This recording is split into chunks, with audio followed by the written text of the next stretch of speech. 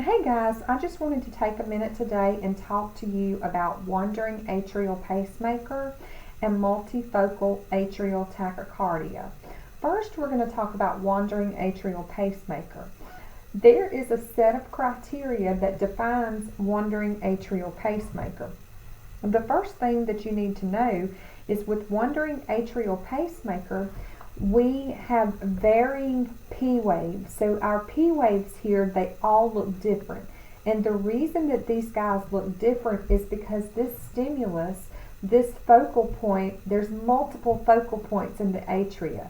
If this rhythm was originating from the same focal point, all of the P waves would look the same. But since these P waves look different, that tells us that there's a different area firing. So it's multifocal, meaning that multiple foci in this atrium is irritated. So that's why we see the different P waves here, because it's coming from three different locations. And so that's the first thing that I want to point out to you with wandering atrial pacemaker.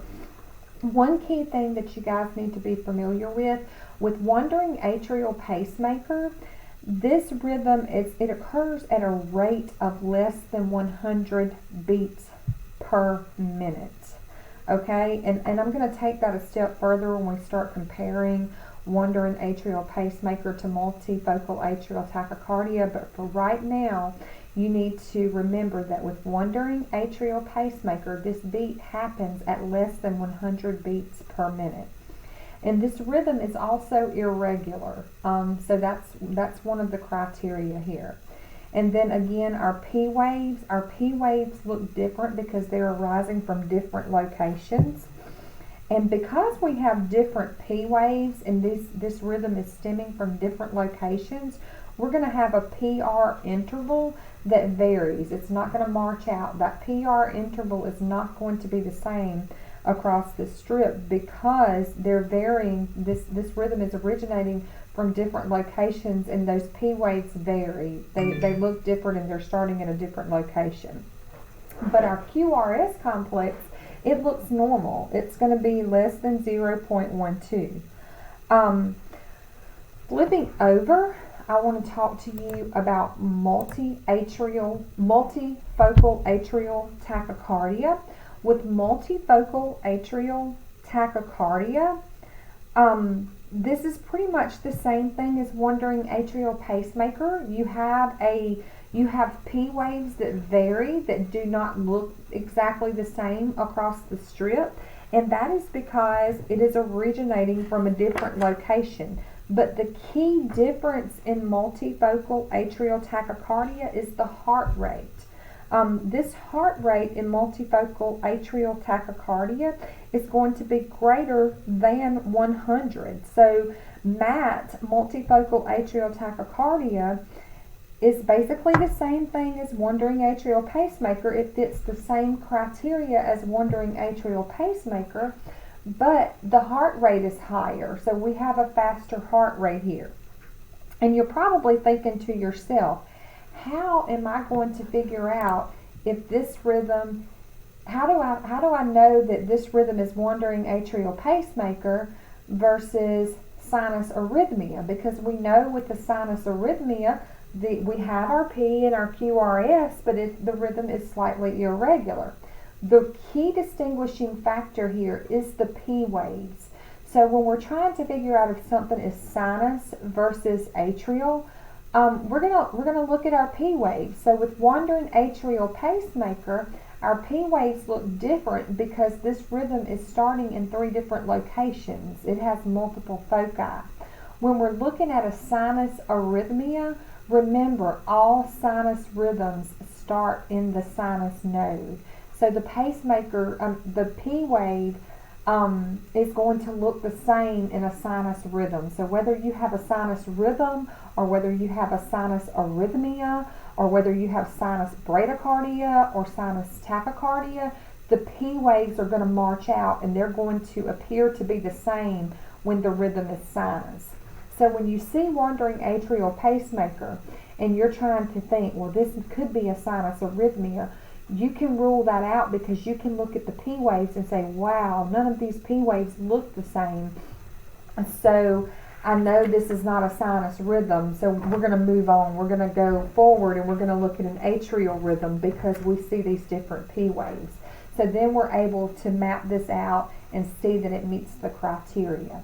So when we look at this rhythm and you're trying to figure out what is this rhythm, what am I dealing with here, we ask ourselves the same 5 questions that we're going to ask ourselves throughout this entire chapter dealing with any rhythm.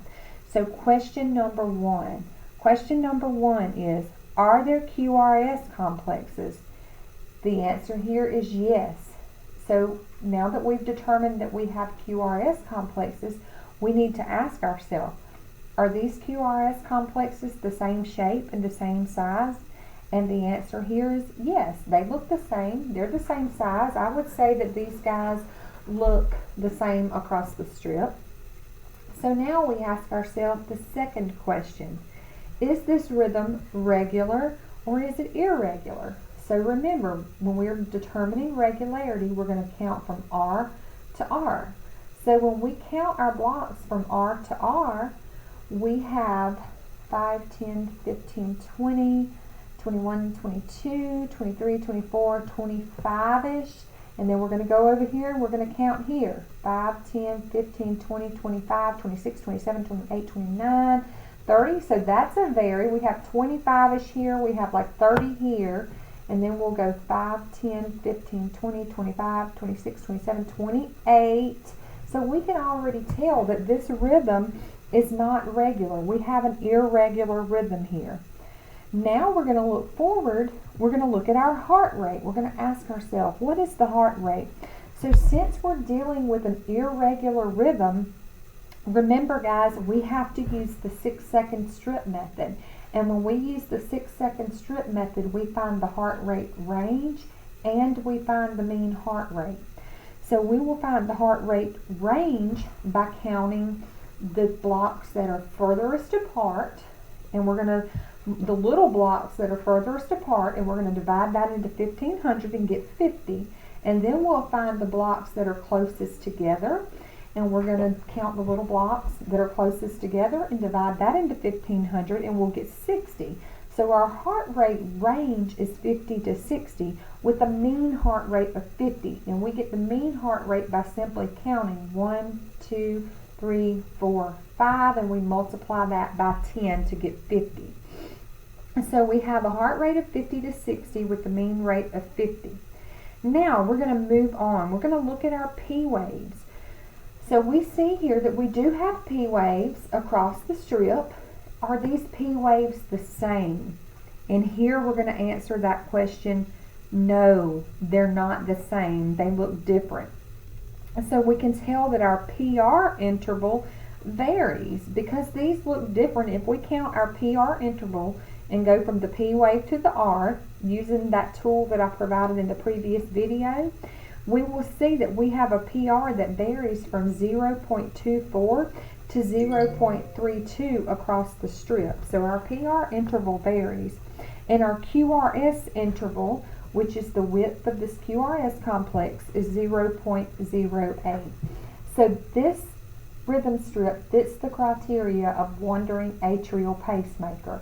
And again, we know this is wandering atrial pacemaker because the P waves look different, they vary. So you can distinguish if you're torn whether a rhythm is with sinus arrhythmia or if it's wandering atrial pacemaker. Remember, look at your P waves. Your P waves will vary with wandering atrial pacemaker because they're starting at different locations in the atrium. And then when you're trying to determine if a rhythm is multifocal atrial tachycardia, multifocal atrial tachycardia fits all of the same criteria as wandering atrial pacemaker. The only key difference here is the heart rate is more rapid. This heart rate is greater than 100. But you work this strip the same way. You're going to ask yourself, are there QRS complexes? And the answer here is yes, and they are uniform in shape.